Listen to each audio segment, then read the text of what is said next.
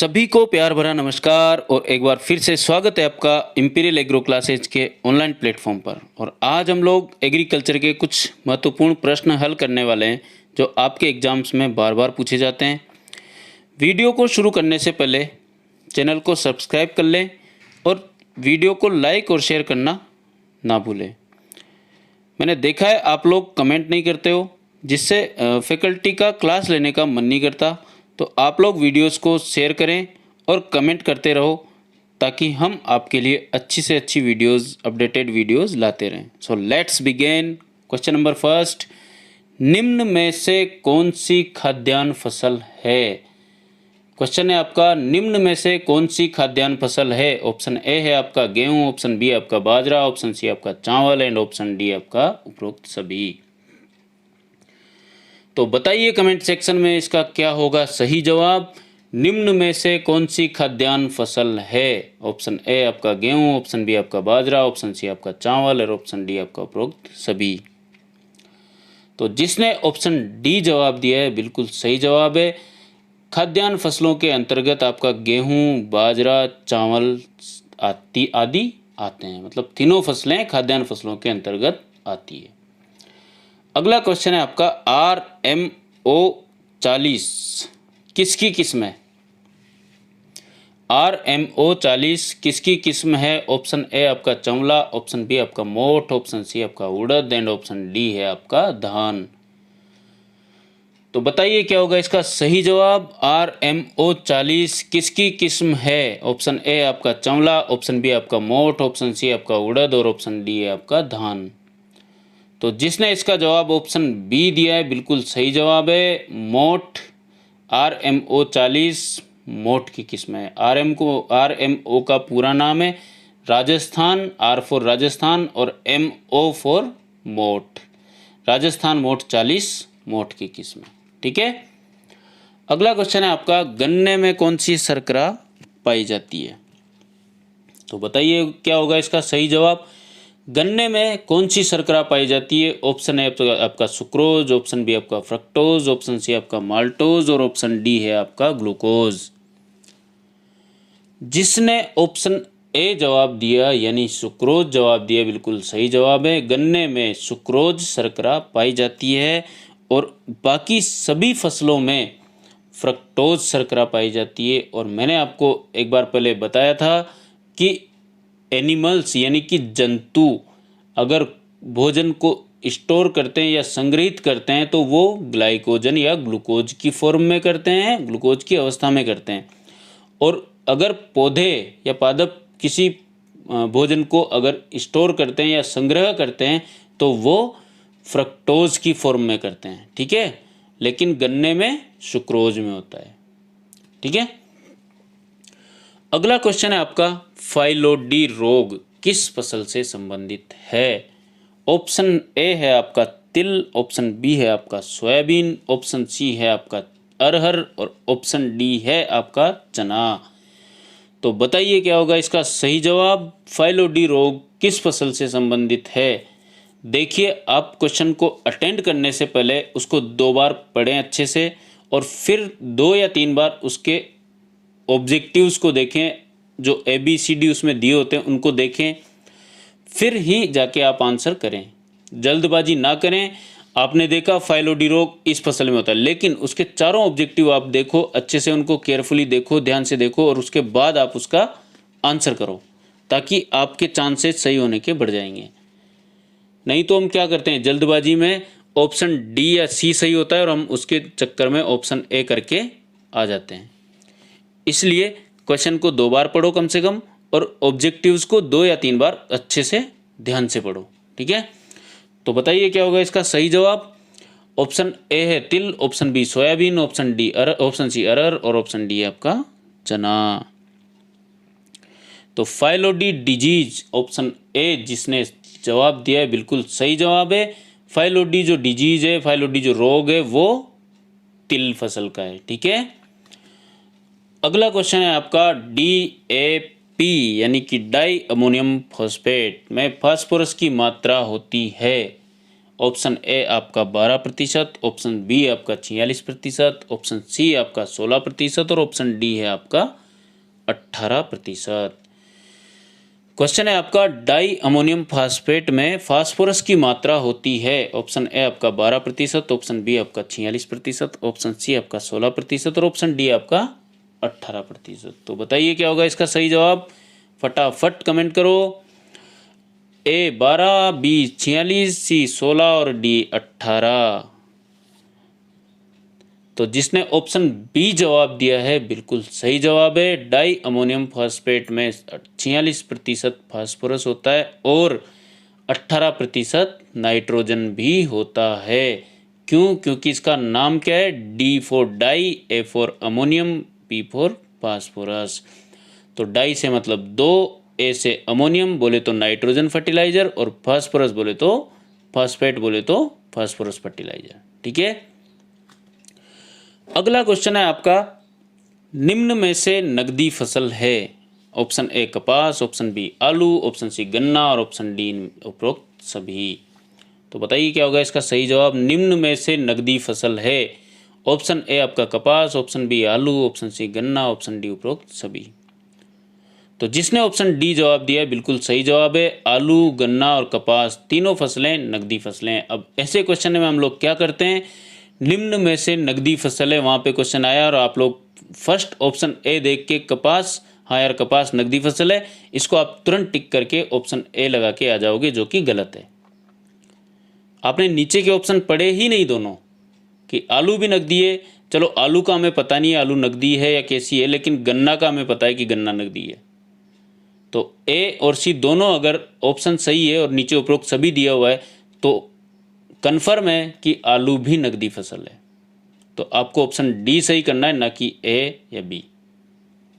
ठीक है, और आपने नोटिस किया होगा मैं भी वीडियो जब क्वेश्चन पढ़ता हूं तो उसको 2 बार क्वेश्चन को पढ़ता हूं और 2 या 3 बार ऑब्जेक्टिव्स को पढ़ता हूं कम से कम, ताकि आपको वही हैबिट आपके माइंड में चले और आप एग्जाम में भी ऐसे ही क्वेश्चन को 2 बार पढ़ो और 2 या 3 से ज़्यादा बार आप ऑब्जेक्टिव्स को पढ़ो, ताकि आप उसको अच्छे से आंसर कर पाओ। ठीक है, तो इसका सही जवाब है उपरोक्त सभी, ऑप्शन डी। अगला क्वेश्चन है आपका, ग्वार में गम यानी कि गोंद की मात्रा पाई जाती है।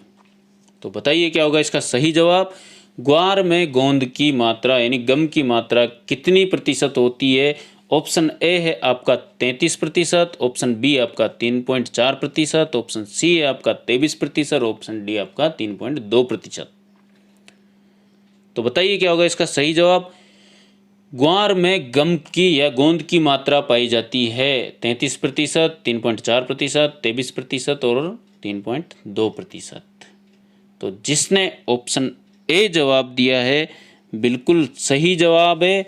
ग्वार में 33% गम पाया जाता है, 33% गोंद पाया जाता है। ठीक है, अगला क्वेश्चन है आपका, कपास का रेशा की परिपक्वता किस यंत्र के द्वारा मापी जाती है।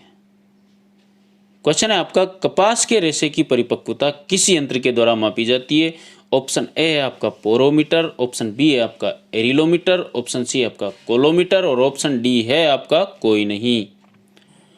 तो बताइए क्या होगा इसका सही जवाब। कपास के रेशे की परिपक्वता किस यंत्र के द्वारा मापी जाती है। Option A porometer, option B aerilometer, option C colorimeter और ऑप्शन डी इनमें से कोई नहीं।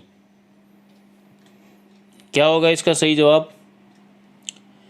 ऑप्शन बी जिसने जवाब दिया है एरिलोमीटर बिल्कुल सही जवाब है। कपास के रेशे की परिपक्वता एरिलोमीटर के द्वारा मापी जाती है। ठीक है, अगला क्वेश्चन है आपका, तिल की फसल को किस मौसम में उगाया जाता है। या क्वेश्चन को आप ऐसे भी पढ़ सकते हो, तिल किस मौसम की फसल है। Option A rabi, option B kharif, option C zaid और ऑप्शन डी झूमिंग। बताइए क्या होगा इसका सही जवाब। तिल की फसल किस मौसम की फसल है। Option A rabi, option B kharif, option C zaid और ऑप्शन डी झूमिंग। बताइए क्या होगा इसका सही जवाब। जिसने ऑप्शन बी जवाब दिया है खरीफ की फसल बिल्कुल सही जवाब है। तिल खरीफ की फसल है।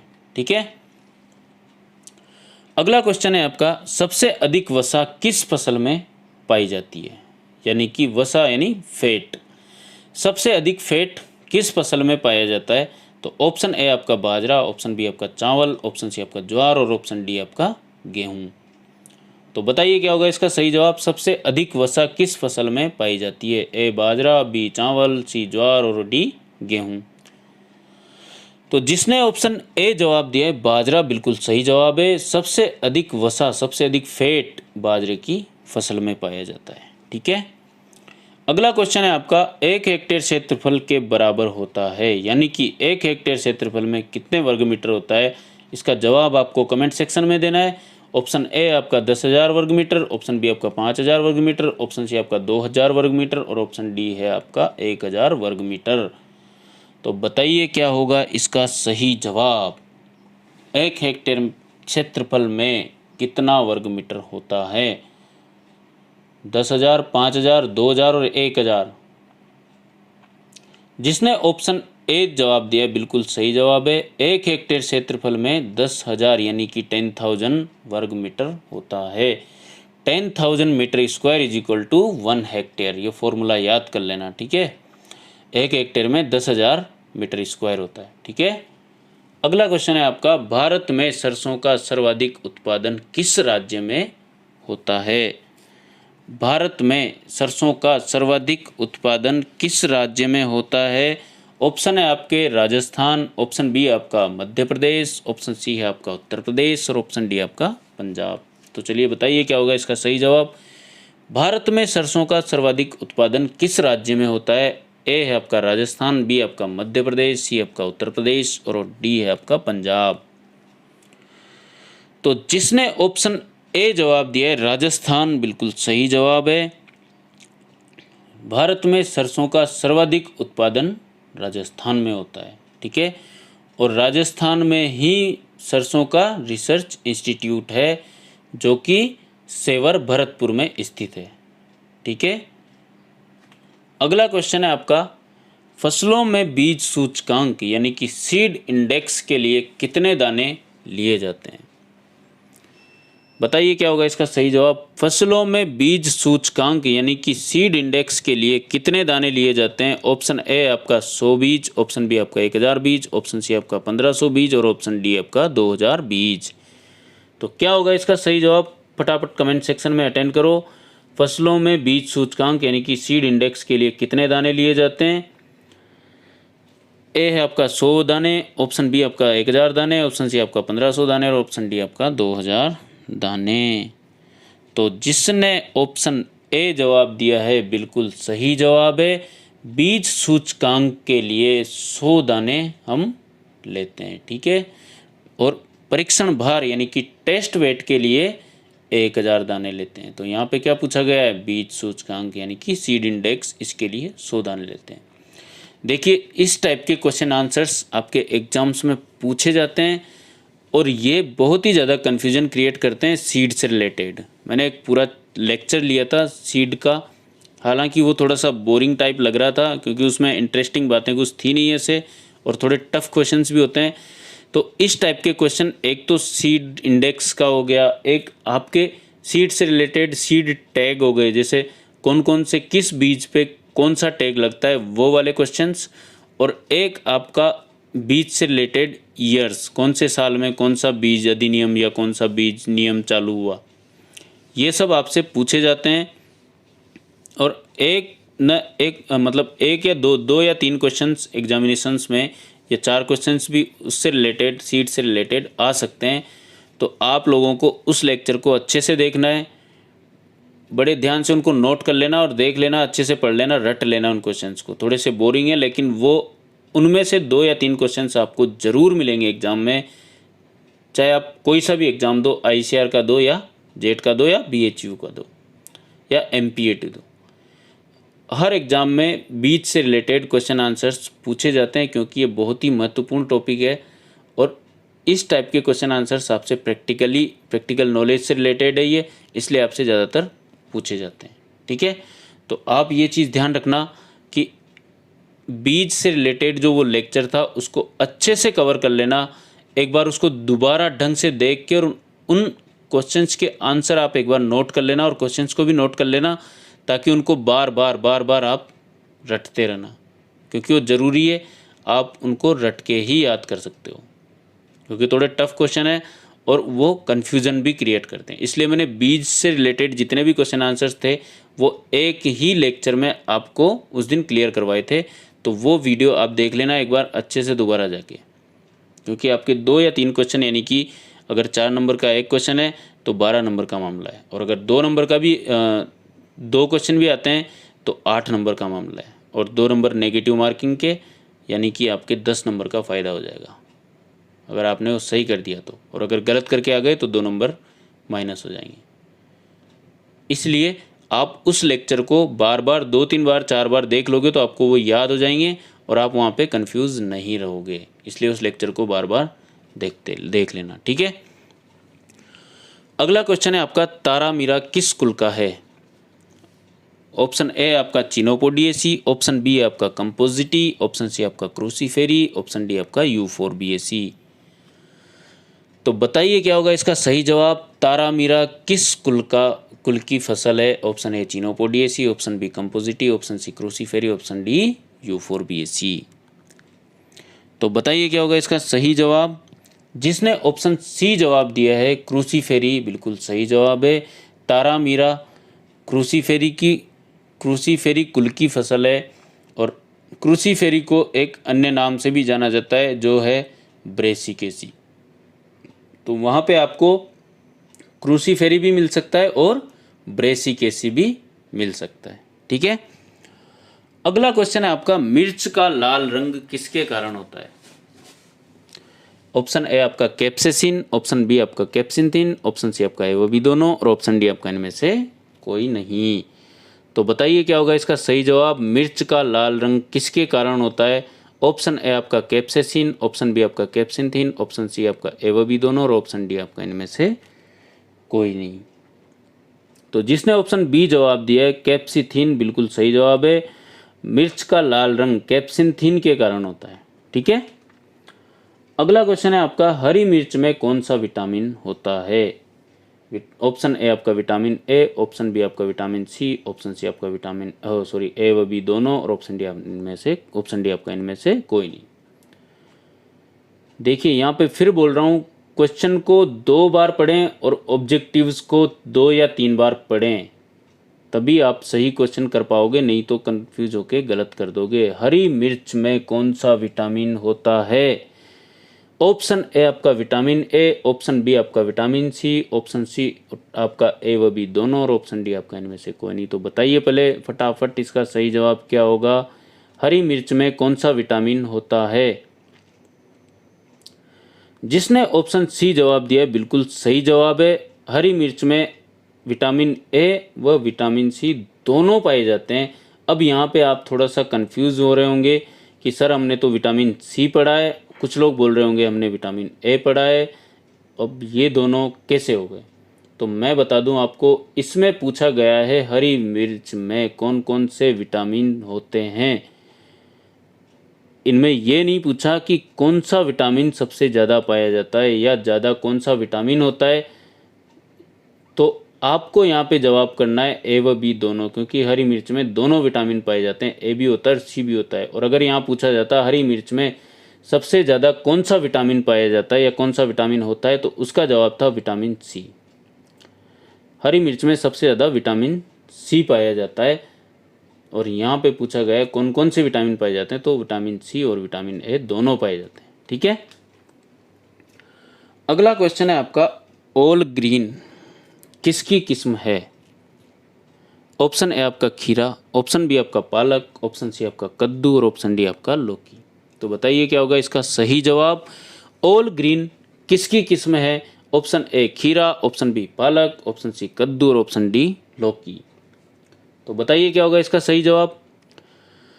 जिसने ऑप्शन बी जवाब दिया है पालक, बिल्कुल सही जवाब है। ऑल ग्रीन पालक की किस्म है, ठीक है।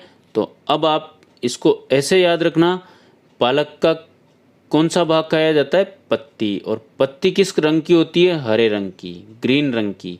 तो ऑल ग्रीन, ग्रीन से मतलब हो गया हरा, हरे से मतलब हो गया पालक।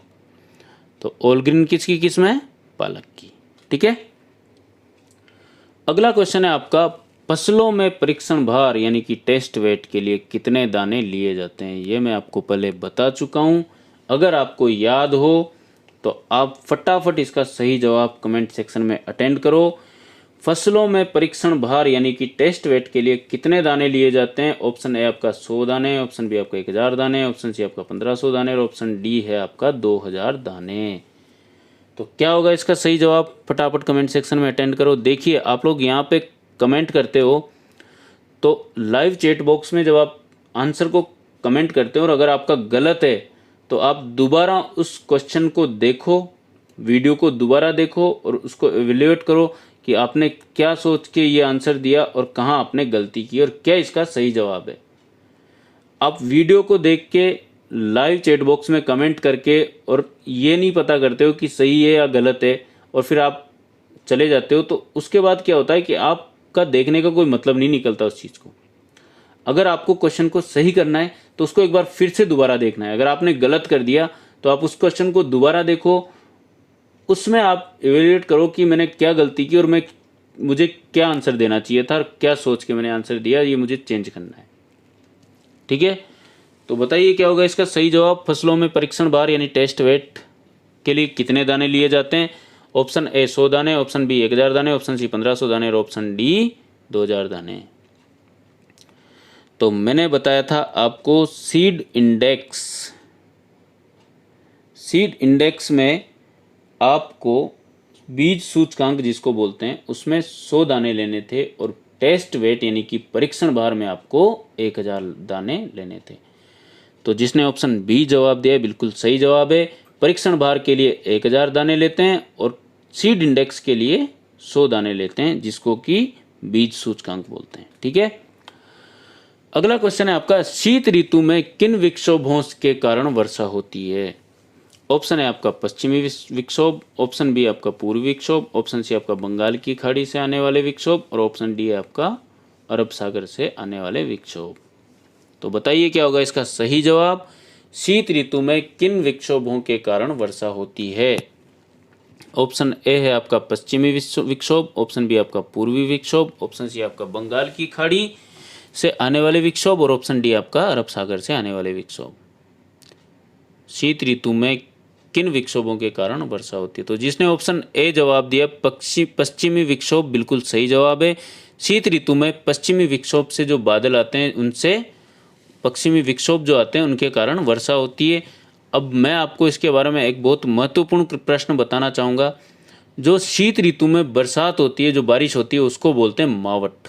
ठीक है, तो वहाँ पे क्वेश्चन पूछा जा सकता है आपसे एग्जाम में कि मावठ किसे कहते हैं या फिर शीत ऋतु में जो बारिश होती है उसको क्या कहते हैं?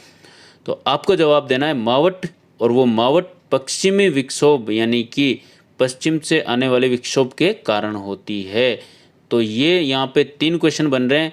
शीत ऋतु कौन से उससे होती है? पश्चिमी विक्षोभ से, और शीत ऋतु को दूसरा नाम क्या है? मावठ। ठीक है, और जो बरसात के जो रेनी सीजन में, जो बरसात के सीजन में बारिश होती है वो बंगाल की खाड़ी और अरब सागर से आने वाले विक्षोभ के कारण होती है। ठीक है, अगला क्वेश्चन है आपका, फसल चक्र में किस प्रकार की फसलों को मुख्यतया सम्मिलित करना चाहिए? फिर पढ़ता हूँ मैं दोबारा क्वेश्चन को। फसल चक्र में किस प्रकार की फसलों को मुख्यतया सम्मिलित करना चाहिए? तो उसमें ऑप्शन ए है आपका दलहनी फसलें, ऑप्शन बी आपका आच्छादित फसलें, ऑप्शन सी आपका नकदी फसलें और ऑप्शन डी है आपका रेशे वाली फसलें। तो बताइए क्या होगा इसका सही जवाब? फसल चक्र में किस प्रकार की फसलों को मुख्यतया सम्मिलित करना चाहिए? ऑप्शन ए आपका दलहनी फसलें, ऑप्शन बी आपका आच्छादित फसलें, ऑप्शन सी आपका नकदी फसलें और ऑप्शन डी आपका रेशे वाली फसलें। तो बताइए क्या होगा इसका सही जवाब? कमेंट सेक्शन में अटेंड करो फटाफट। जिसने ऑप्शन ए जवाब दिया है दलहनी फसलें, बिल्कुल सही जवाब है। फसल चक्र में दलहनी फसलें मुख्यतया सम्मिलित करना चाहिए। क्यों? क्योंकि दलहनी फसलों में राइजोबियम जीवाणु पाए जाते हैं जो कि वातावरणीय नाइट्रोजन को प्लांट के लिए अवेलेबल करवाते हैं। ठीक है, तो इसलिए फसल चक्र में मुख्यतया दलहनी फसलों को उपयोग में लेते हैं या उनको सम्मिलित करते हैं। ठीक है, अगला क्वेश्चन है आपका, पोइनसेट वैरायटी। पोइनसेट किस्म किस फसल की है?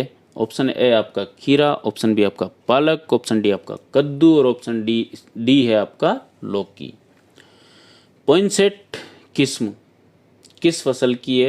ऑप्शन ए खीरा, ऑप्शन बी पालक, ऑप्शन सी कद्दू और ऑप्शन डी लौकी।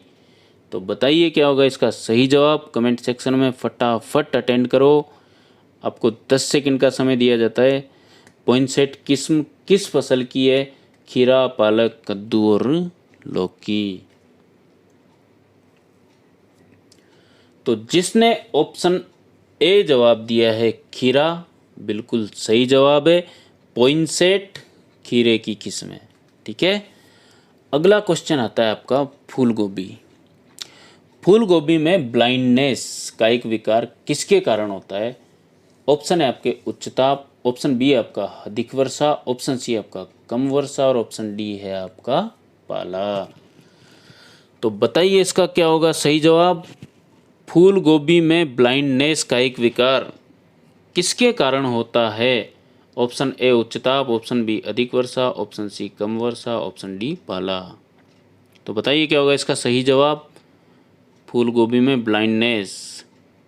जिसने ऑप्शन ए जवाब दिया है उच्च ताप, बिल्कुल सही जवाब है। फूल गोभी में ब्लाइंडनेस का एक विकार उच्च ताप के कारण होता है। ठीक है, और फूल गोभी का जो एडिबल पार्ट, खाने योग्य भाग होता है, वो होता है इमेच्योर फ्लावर बड, जिसको क्या बोलते हैं? कर्ड। ठीक है, इस कायिक विकार के अंतर्गत, इस कायिक विकार में फूल गोभी का जो पौधा होता है उसमें कर्ड डेवलपमेंट नहीं होता, कर्ड नहीं बनती, इस वजह से इसको ब्लाइंडनेस बोलते हैं। ब्लाइंडनेस का मतलब होता है अंधापन। अंधापन होता है रिलेटेड नहीं दिखने से, मतलब अंधापन का मतलब होता है कुछ नहीं दिखना। तो कायिक विकार यही है कि इसमें कर्ड नहीं दिखाई देती, कर्ड नहीं डेवलप होती। ठीक है, अगला क्वेश्चन है आपका शीतल किसकी किस्म है? बताइए क्या होगा इसका सही जवाब? शीतल किसकी किस्म है? ऑप्शन ए खीरा, ऑप्शन बी पालक, ऑप्शन सी कद्दू और ऑप्शन डी लौकी। फटाफट कमेंट सेक्शन में कमेंट करते जाओ। शीतल किसकी किस्म है? ऑप्शन ए खीरा, ऑप्शन बी पालक, ऑप्शन सी कद्दू और ऑप्शन डी लौकी।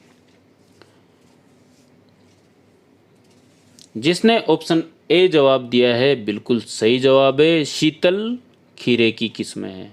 ठीक है, शीतल खीरे की किस्म है। अब मैं आपको एक चीज़ बताना चाहूँगा, आप लोग कमेंट सेक्शन में कमेंट किया करो कि आपको लेक्चर कैसा लगा।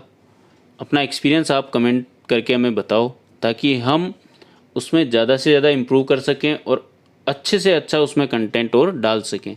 तो आप इस लेक्चर के बाद में, वीडियो ख़त्म होने के बाद, आप कमेंट सेक्शन में जाएं और वहाँ पे हमें कमेंट करके बताएं कि आपको लेक्चर कैसा लगा और क्या क्या इसके अंदर हम आपके लिए अवेलेबल और करवा सकते हैं।